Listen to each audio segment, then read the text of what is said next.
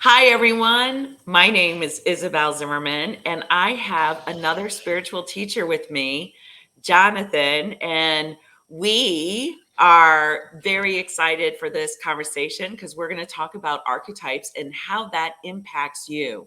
Why would you need to know your archetype? How is that beneficial for you?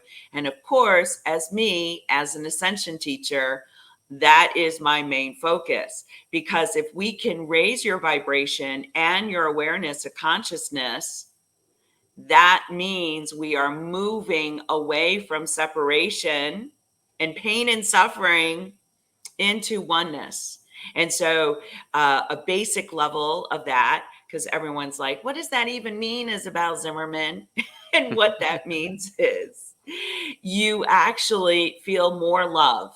And when you feel more love and emotion in your life, it's becomes sweeter, it becomes calmer, you have a more relationship to nature, to your parents or your loved ones or your spouse or your friends. You have a deeper connection.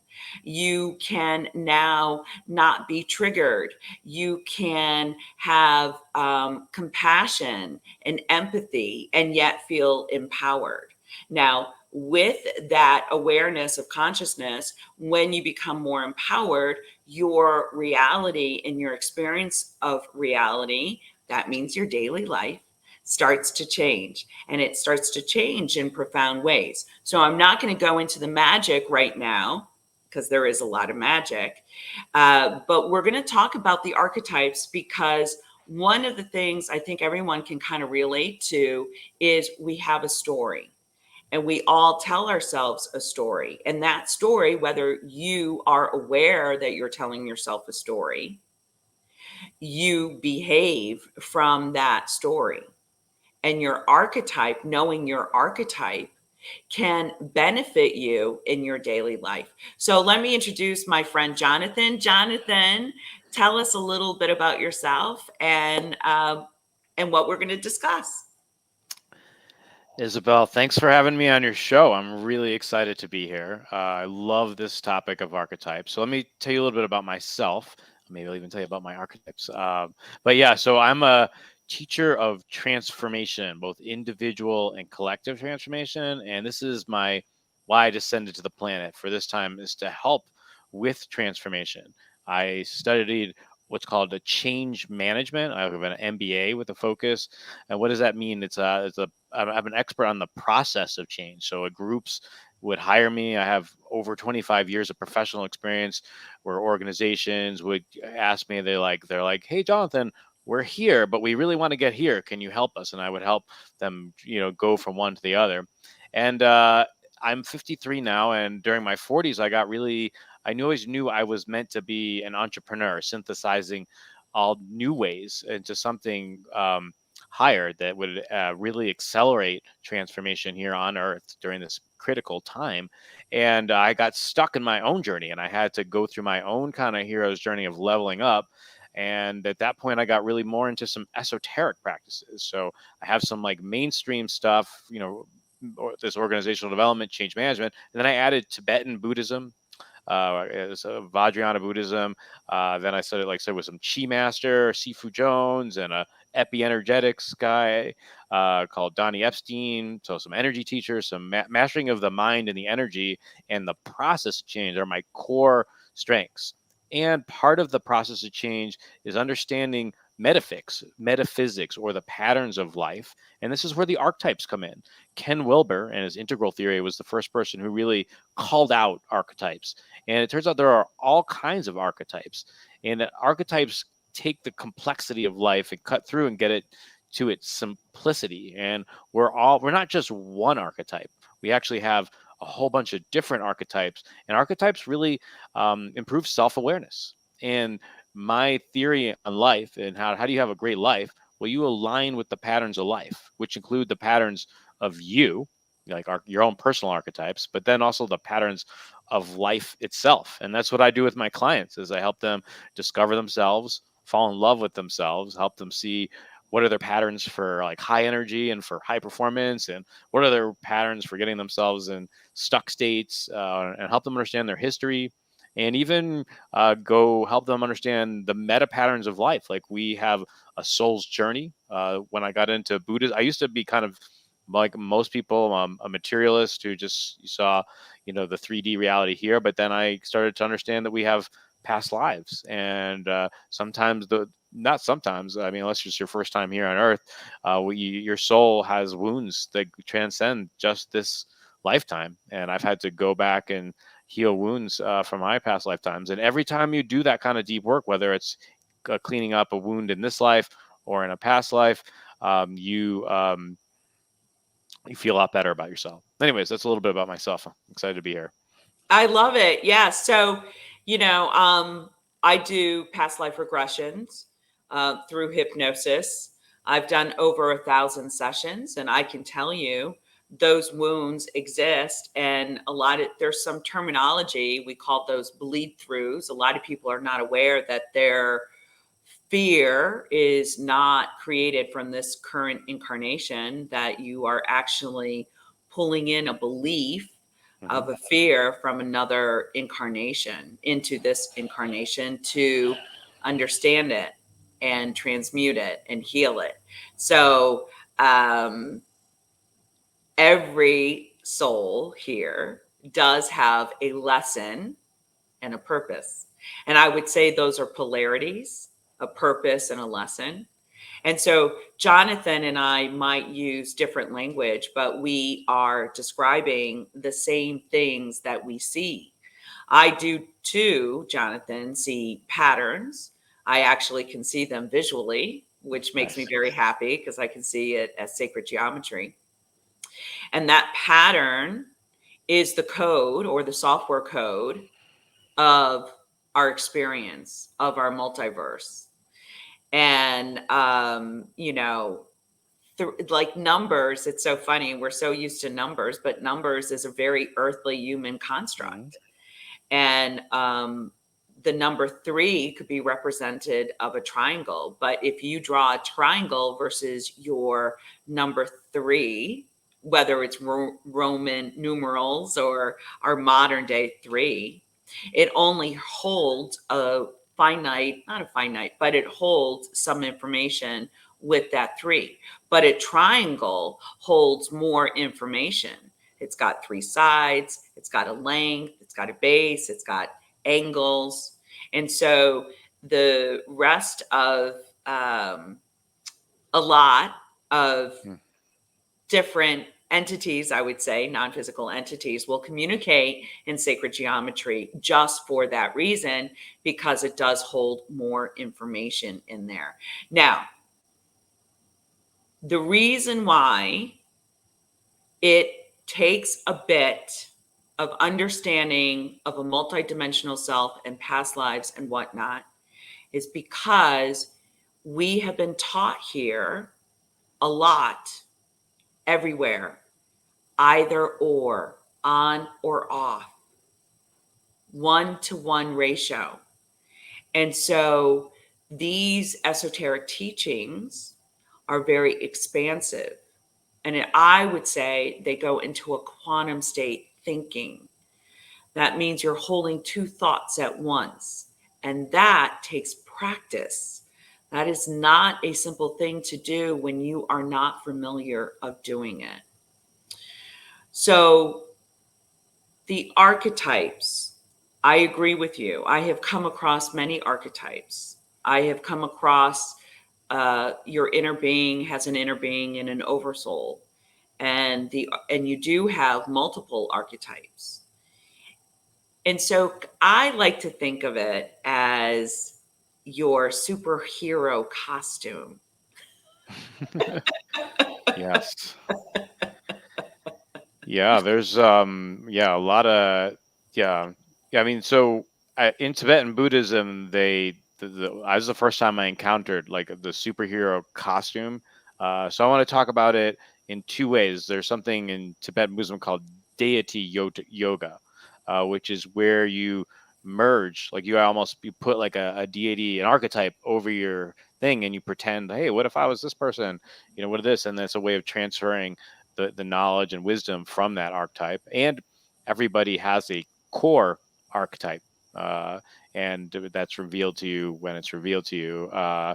I'm told like this is a thing that not many people know, but people like you and I, it's okay to talk about it because we're helping people introduce it, and so I don't make any secret that my core archetype is Ganesh. I'm here to remove obstacles, and my spirit was sent here during this time to help remove core obstacles. But I also play with other deities. I play with Jesus, actually, another one too, and so sometimes I'll ask myself like, hey, what if I was the second coming of the Christ? What would I do? Just because, like, what if we all did that? What if we all were asked, what is our piece of the puzzle of making the world a better place? How do we all bring heaven to earth? That's how I, respect and honor Jesus. Is like, hey, I too want to bring heaven to earth, and so he guides me in that way, and he also helped me with other things about like going into past lives and like dealing with pain and trauma, like his crucifixion.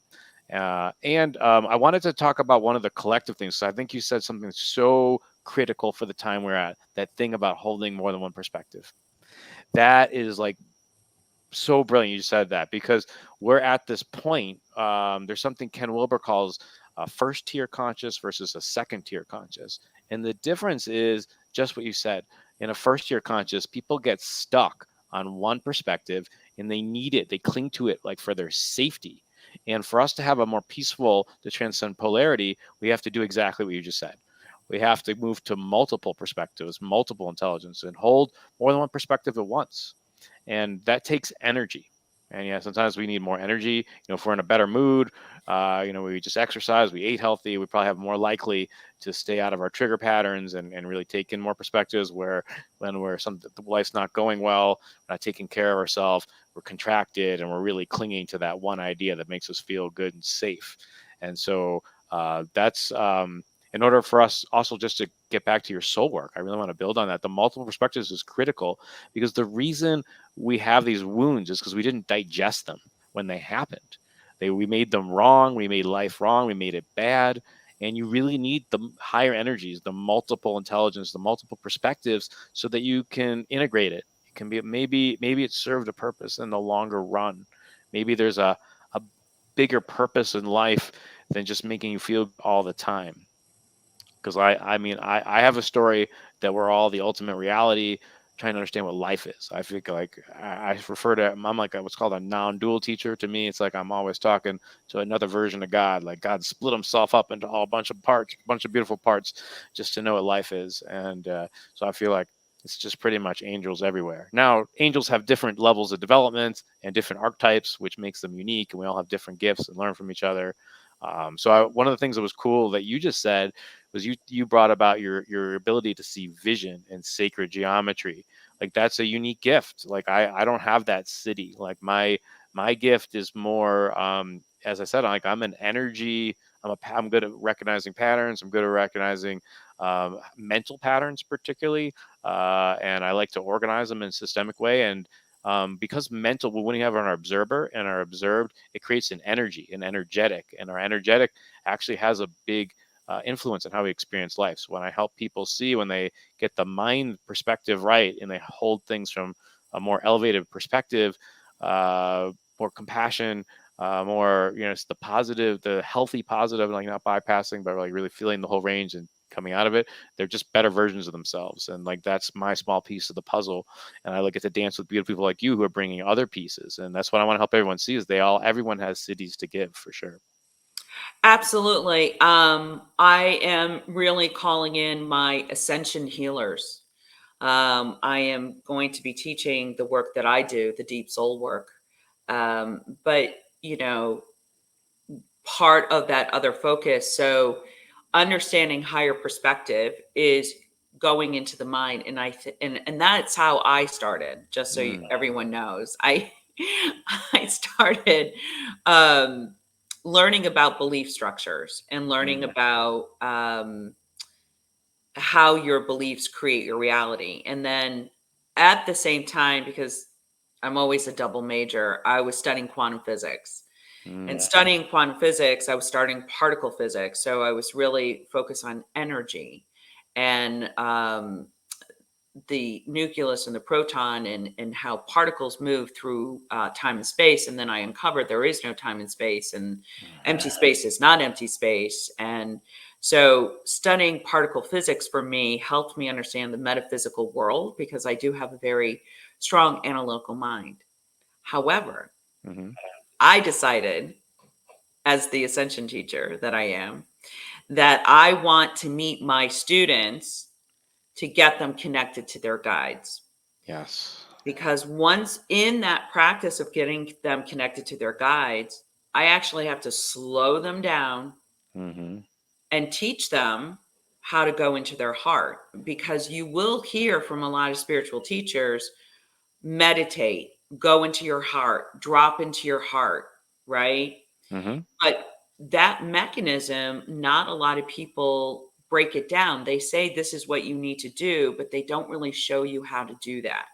So I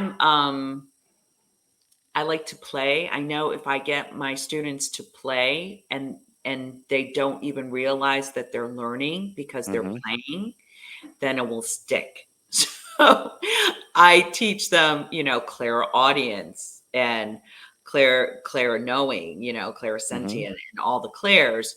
But in the practice of teaching them the clairs, they are learning how to go within, because it's very important to go within. And then also recognizing their signs from their higher self, from their spirit guides, because their spirit guides are always communicating with them, Mm-hmm. but they just can't recognize the signs. And then when they practice going into their heart, then we can start the healing journey. And it took me, Jonathan, as an ascension teacher, because you are a teacher too, you know, it took me a very long time to even figure out the starting point where I want to take the students in their awakening process. Because I think all the teachers are assisting humanity in really their awakening process, and they want to remember. They're confused, but they want to remember. Mm-hmm. They know that this life is special. They know it. It resonates with them. They know this life matters, for those who are ready to awake, or those who are awakening, or those who know that you are a teacher and a healer. Mm-hmm. You are being asked, you are being called to step more into your authentic self. Wow. Yeah. Same thing. It's so important what you're saying about the guides. There's so in my teacher Donnie Epstein has broken down this very clever way of different. This is for everyone. Has these six intelligences, and they go in a hierarchy of more and more energy. So I'm just going to go through them really quickly. I'll give you the short version because it really speaks to what you just said in such a powerful way about guides. Because there's like the lowest one is called the survivor intelligence, and this survivor intelligence, low energy, just here to keep you alive psychically, physically. And then we get up to reactor, and that's really our emotional intelligence. And each of these intelligence, all the intelligence are good, but we don't always use them in the most intelligent way. And I'll come back to that in a moment. Then there's the lower mental, which is good or bad, right or wrong. And this is what we just talked about before, when you only have one perspective. It's either right or wrong, or good or bad. Then you get up to multiple perspectives, the optimizer. This is the one can take a whole bunch of perspectives and pick the one that's the best. But then beyond that are the transpersonal ones. And this is the one where we get into the guidance. And not everyone knows that this is a real thing. It's not totally accepted everywhere. And Donnie just calls it the soul intelligence, but it's pretty much what you're saying. It's talking to your guides. In each religion or different kind of esoteric practices have different expressions of it, and they call it different things. But it's all getting this. We all have this higher guidance. I actually, my spirit said like, "Hey, Jonathan, you were made kind of analytical. You Ganesh, and he's like, you're here to be a bridge between the people who are a bit more mental and the people to spiritual.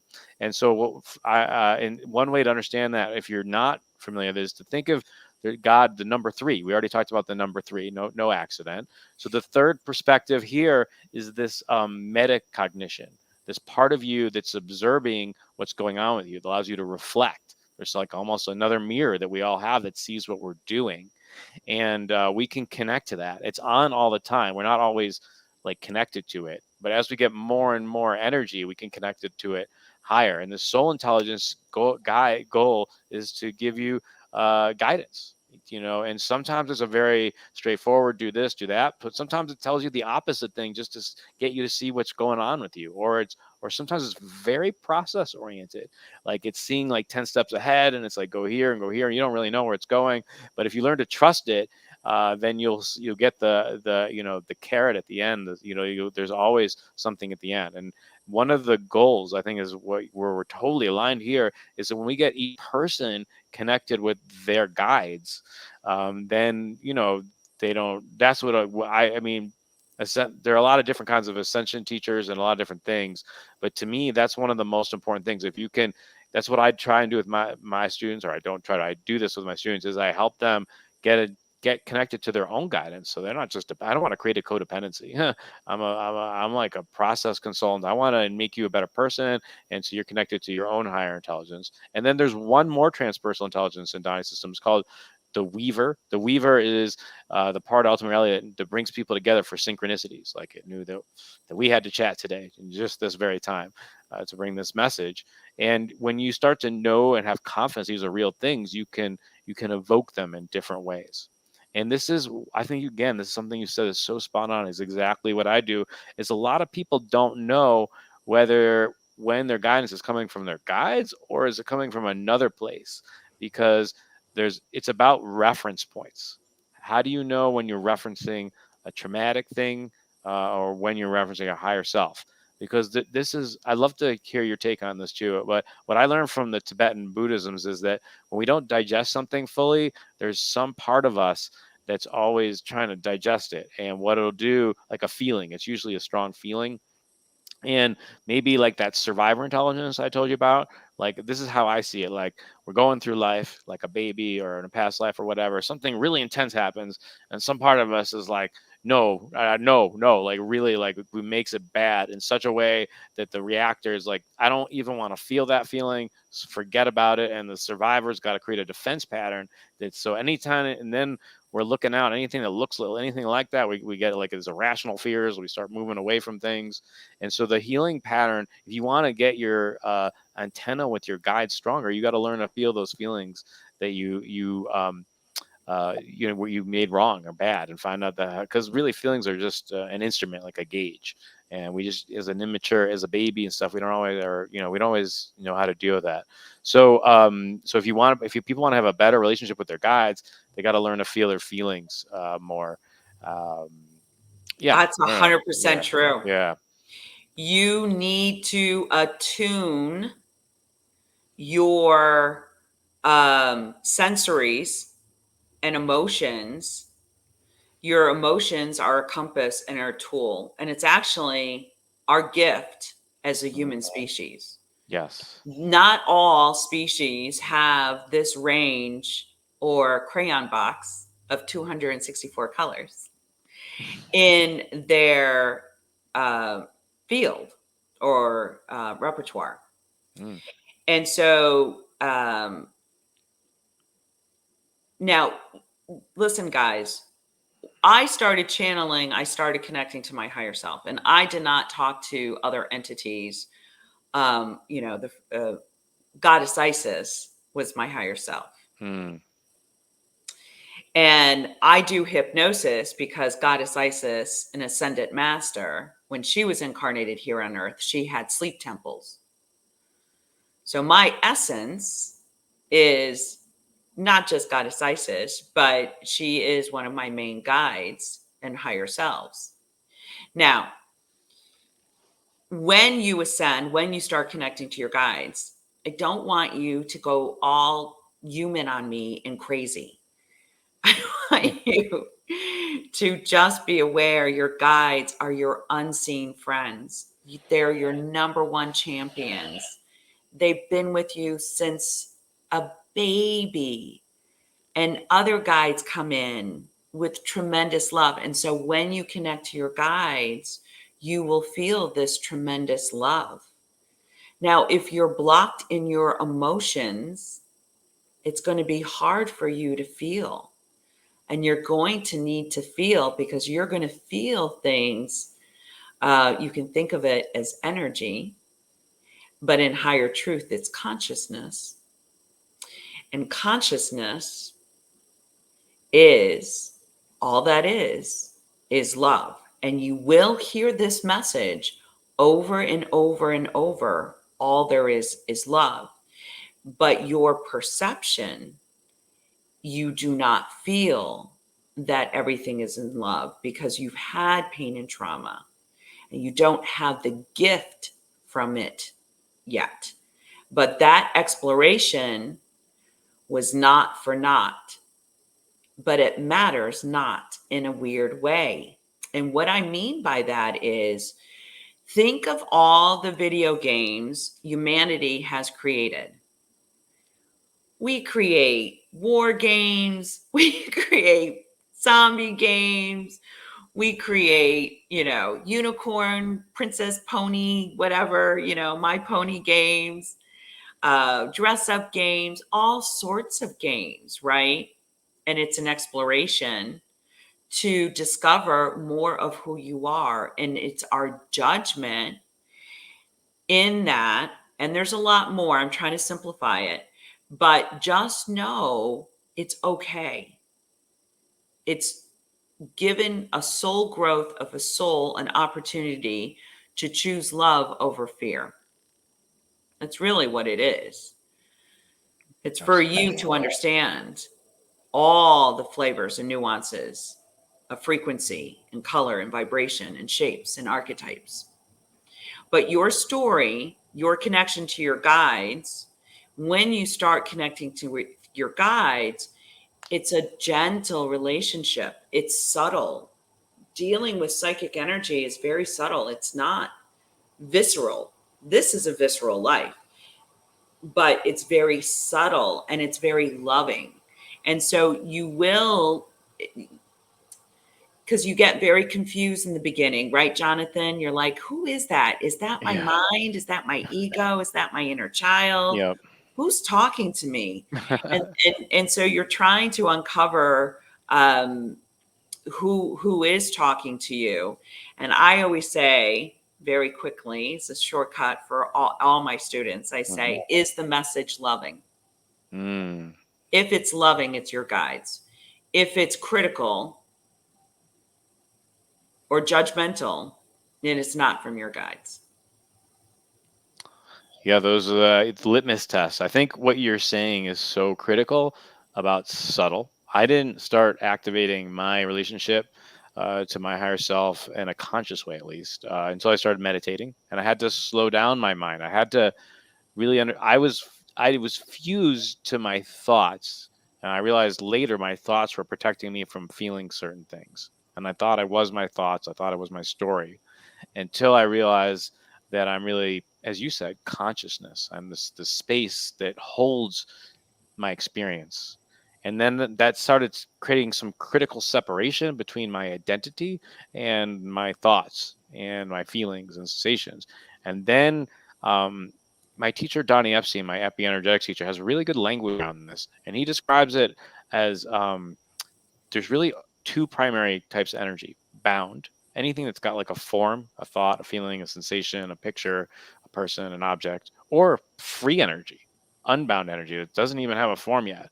So most people, and I was just doing this the same, are going through life with referencing some bound interpretations, some stories that they had about life that they learned as they grew up, or seeds from past lives or whatever, or from their archetype, and they're interpreting their current life, which is also bound. And so they're coming to the same conclusion. So they're not changing or growing that much. And eventually they'll see some patterns, but it's not like a lot of the level of novelty and creativity isn't as high as it could do. But if you bring some of this unbound energy, that activates the guides, because then you get more perspectives, more once you're willing to get off your story and get into more of this multiple intelligence and move into the soul intelligence, then you get the freed up the energy where the guides can kind of break through. Otherwise, if you're still in this like small place where you're just like Groundhog Day, telling yourself the same stories over and over again, there's no room for you to hear them.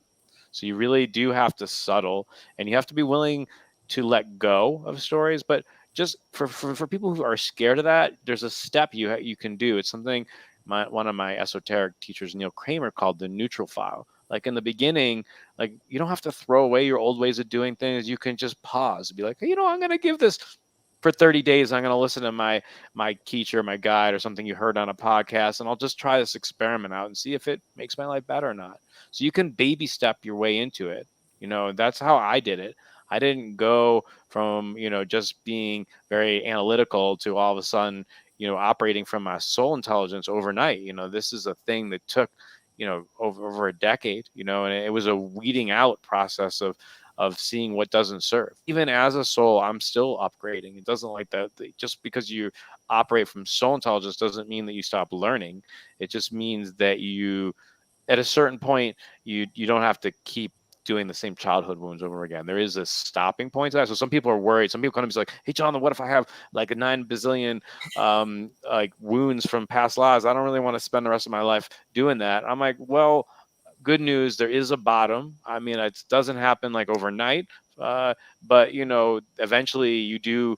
There, you can claim total victory, and as you're going through that process, you get more and more energy and happiness. So it's not like an all or nothing thing. It's actually the more you do that cleaning up work, where you feel your feelings and let go of your limiting beliefs, the more joy that just naturally comes to you.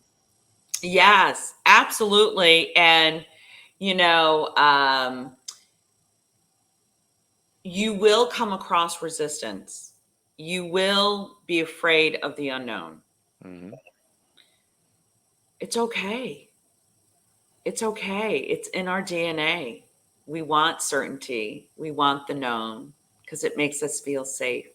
Mm. But what you're denying yourself is more love. It's just more love, honey. That's all it is.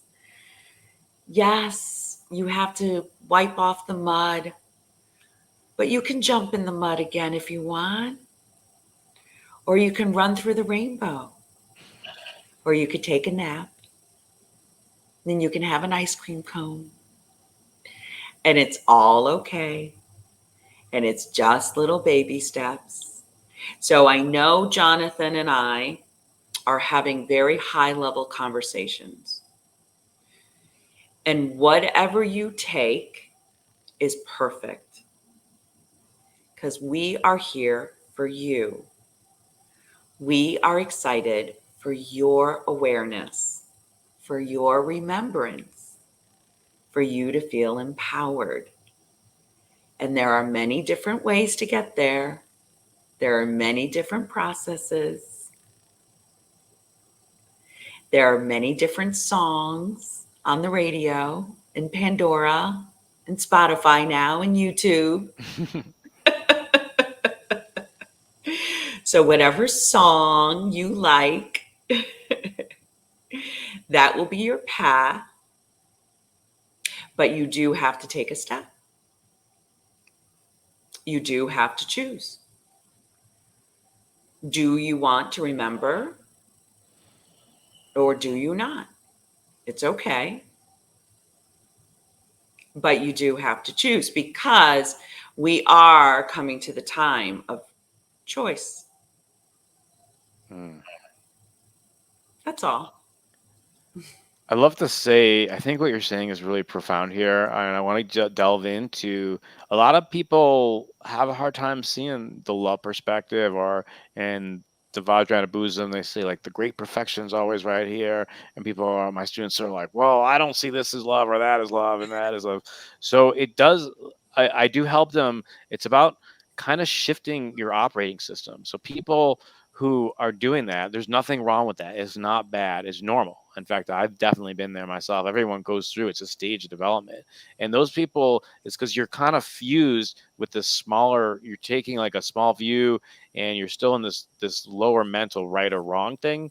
And really the key is to learn to operate, like as I said earlier, the deeper truth is that we're all ultimate reality talking to each other, and we can all the the universe is so freaking brilliant. Didn't realize this until I started meditating. It kind of like almost like those Russian dolls where there's like Yeah. you keep like that's like it's an onion like that. We're all like that.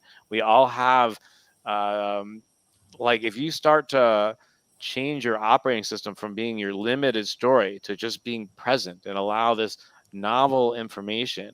So one of the reasons I want to get specific about love, because what you're saying is people are clinging to safety. Okay, safety is a form of love too. I don't want to make that wrong. But what if you could have touch, you said this 264 colors. A lot of people are clinging to just a few colors, but you could have more range, more dynamism when you have more faith. You get more energy, more bandwidth, more this unbound energy. You just have like love yourself even more. It just you go from kind of like having whatever your story is now, maybe to like your actual life can feel like a movie you'd actually want to go see. Like a thing. Like literally, that's Exactly. how it can be. You're like, I don't know. It's like my actual life is better than like most movies I'd want. Most people go to movies to like escape because they don't like their actual life. My message to people out there is if you start doing this spiritual work, your actual life, your actual personal movie that's like you living like 3D can be better than like going to the theater.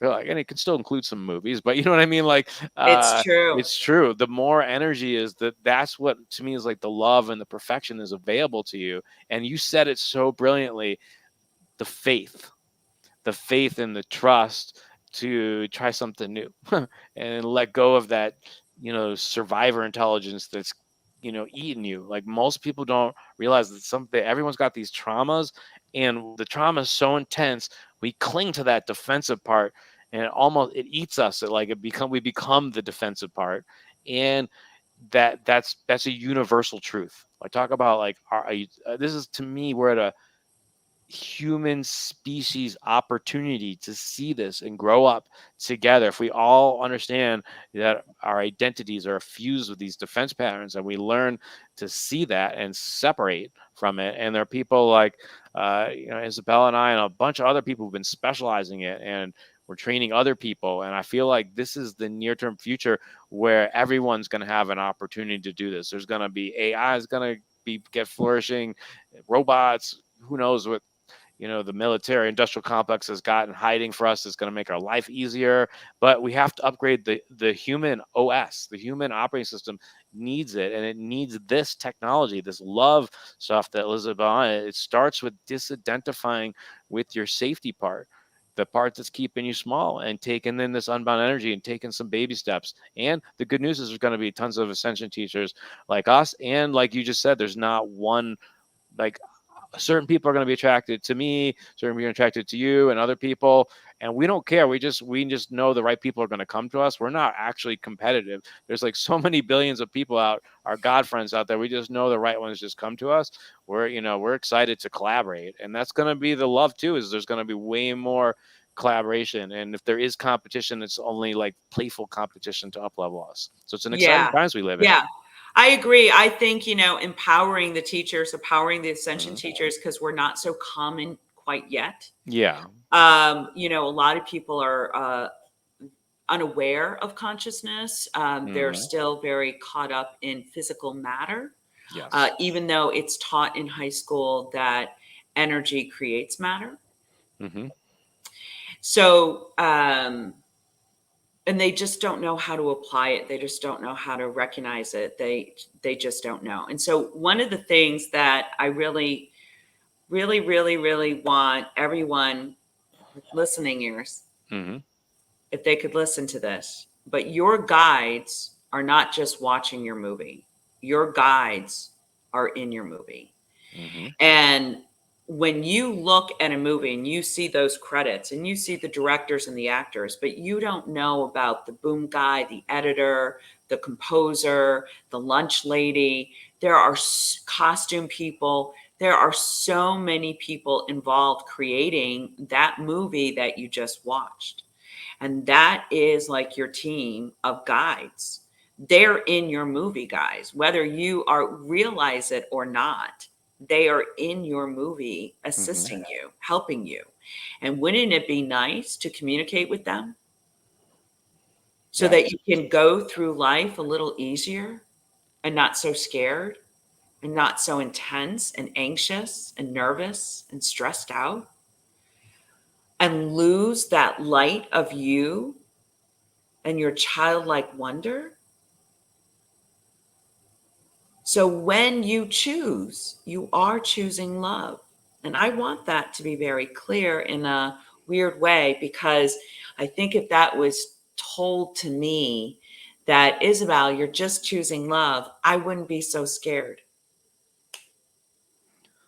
So one of the things I think is like so important about what you're saying, these guides. Now, a lot of people, materialists, might think like, "Hey, that's woo BS, new age nonsense." No. Let me break it down into psychology, because I'm also, my background's in psychology. My parents were social workers. I studied it. I worked in that field also. I professional organizational psychology. There's something called parts work. There's like something called like internal family systems. Guides are just higher level parts. They're part of your consciousness.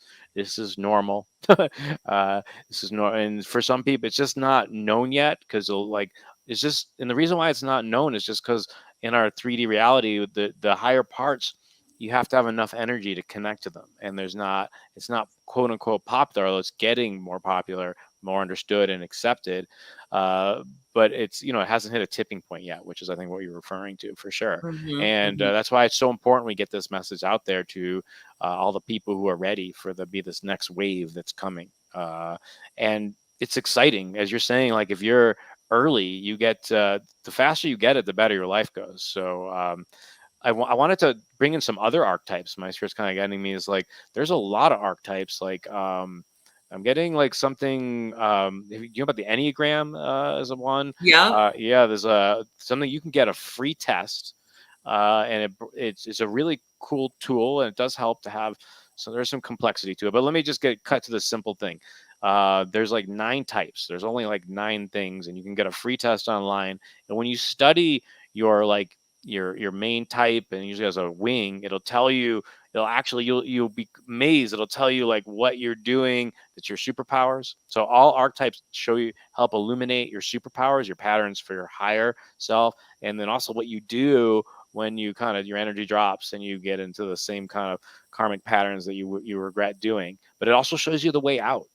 And so I help people work with their archetypes. That's one I use. There's something I call the 5 personality patterns by Oh Stephen my God, Kessler. I love the 5 Oh personality my God, I'm patterns. so psyched. Isn't that one of my favorites? Yeah. Yeah, That book is tell them epic. about the 5 All right, the personality 5 personality patterns. patterns. There's 5 patterns. I actually start with that one. So that I have. There's a couple I start for. This is the one I use to help people with their negative patterns, and then their hard ones. So 5 personality patterns. Stephen Kessler figured out and he studied with a whole bunch of other people like Carl Jung and stuff. That during your first like 6 years, I think 5, 6 years, you're exposed to five. Everyone is exposed to 5 different ways of coping with extreme stress, and every child tends to pick a primary and then a secondary. So there's only 5 to go through. You don't have to again, and you if once you figure it out, you'll notice every time you're triggered, you'll do this same pattern of events. And so I'll just mention them what they are. There's the leaving pattern. The leaving pattern is the pattern it happens when the soul is first coming into the body, either like months 6 to 9 of pregnancy or the first 6 months, and maybe they get a bunch of shocks, like trauma, things happen to them, and they're like scared. They're like, I don't know if I want to be in the body yet. And then these kind of kids, babies, they tend to stay in the spiritual realm. The spiritual realm is like another word for imagination, or more in the mental realm. and they're not fully in their bodies. That's one of mine, and every archetype has amazing strengths and amazing weaknesses, but Yes. and so they shape you. And you want to learn how to master your archetypes. You want to actually, your goal isn't to totally transcend it. Your goal is to use it more strategically. So instead of doing it unconsciously, you start leveraging the things you do well, and then the things where you're doing it unconsciously, you learn to catch it faster and return to presence so you can choose. So let me go through some of the other ones. The second one is the merging pattern. That has to do with the kid who doesn't feel like they were fed well. And so those people tend to be really good nurturers, or because they have a story that they need somebody else to get them fed and needed. So this tends to be like a codependent pattern. But they're really good nurturers and caretakers. People with the leaving pattern are really good visionaries, really good at subtle energies, but they tend to be a little bit spaced out in their head. Merging pattern people, a little bit codependent.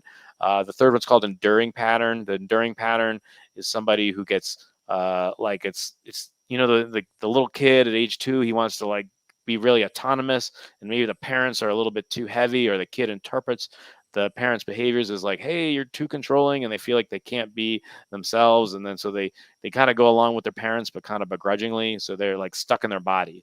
And so they're really good at stamina and like enduring and grounding and being in their body, but then they get stuck in patterns. The fourth one is called the aggressive pattern. That's a kid who's like, now we're talking age 4 or 5. They're out here playing with other kids. Maybe something terrible happens, and they're like pissed. Their parents weren't there to help them out when something terrible was happening to them, and they walk around like aggressive, like I got to do it all by myself. My parents aren't going to take care of me, and so they're like really like ready to fight, either mentally or like control. But they also tend to be very like people, like they're self starters. They can get stuff done because they don't have to depend on some parents. And the last one is called the rigid pattern.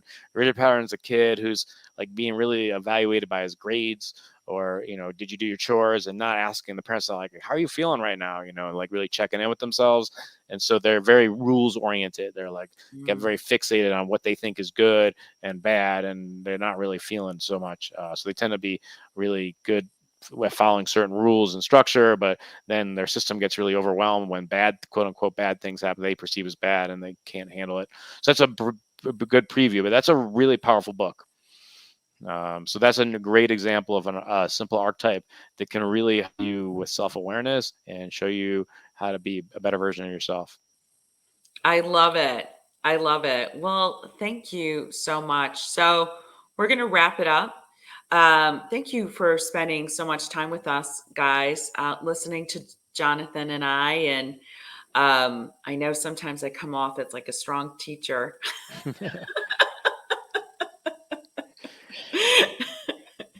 But Great. my archetype is the professor. The professor, nice. We need professors though. That's what's beautiful. All archetypes are needed. Yeah, totally. Totally. So, Jonathan, how can they get a hold of you? Oh, my website is www.mozenter.com, Mozenter. Yeah, and I work with people one-on-one. I do soul mentoring. I also am starting, or I'm doing courses. So there's an Ascension Accelerator course. It's going to be a 3-month course. It's starting in September, where people will learn their patterns for high energy, so they can get in touch more with their guides, get more into the upper mental and soul, and connect to the weaver, and how to stay out of uh, this lower mental survivor, unless when they don't need it. And so and also, I'm getting to share just one last thing about that, is I'm using these tools and techniques to also for people to use altered states. Altered states are starting to get more popular. A lot of people think when I say altered states, I mean psychedelics.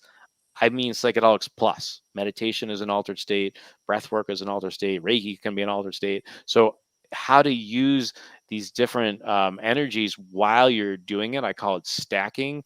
The alter state can give you a level jump. So I teach a lot of people how to do that as well. So feel free to get Oh, a hold wow, of me. that's great. Yeah. Quieting the mind and going into the heart or going into consciousness in the altered state, or your brain waves really do change. But they change all the time. Hypnosis, you're hypnotized all day long. You go into different fluctuations. Yes, this is true. Yeah, altered states just means like, happy versus sad is an altered state, if you look Yeah, it up there's from some nothing. ways. Yeah. But people get afraid, of like things, I know, I know. They get afraid because they're afraid of the unknown and to Mhm. lose control and what will it be, and you know um so the ones who learned how to swim, remember Mm. when you learned how to swim and some kids like just jumped into the water and like took it like fish to water, and maybe you were not like a fish to the water and it took you a long time to learn how to swim or float or kick or put your head underneath the water. you know we're all different learners and there's all different ways and it's all okay. I just say get in the pool. Maybe you're not swimming in the pool, but you're walking through the pool and the water, and maybe you're on the float. Maybe you're not diving off the diving board, but you're still in that water. And I think that is beautiful, so that you can go to the beach and go to a lake and go to a pool and not be afraid of the water, and you can enjoy the water. And that's what it's like awakening. It's just enjoying more and more, not less, just more. Yes. Um, Everyone, I have on Attracting Wisdom, I have a starter kit to connect with your guides. There's a PDF, 3 signs how your guides are connecting with you. And I think that's another pattern that you might be interested in. And then, of course, there's a guided meditation to connect to your spirit guides. And you're just walking through the woods, and I put the transcript there so you can read it nice and easy. Gentle, gentle. But thank you so much, Jonathan, for coming here. Thank you, everyone, for listening. And until next time, bye. Thanks as well, everyone.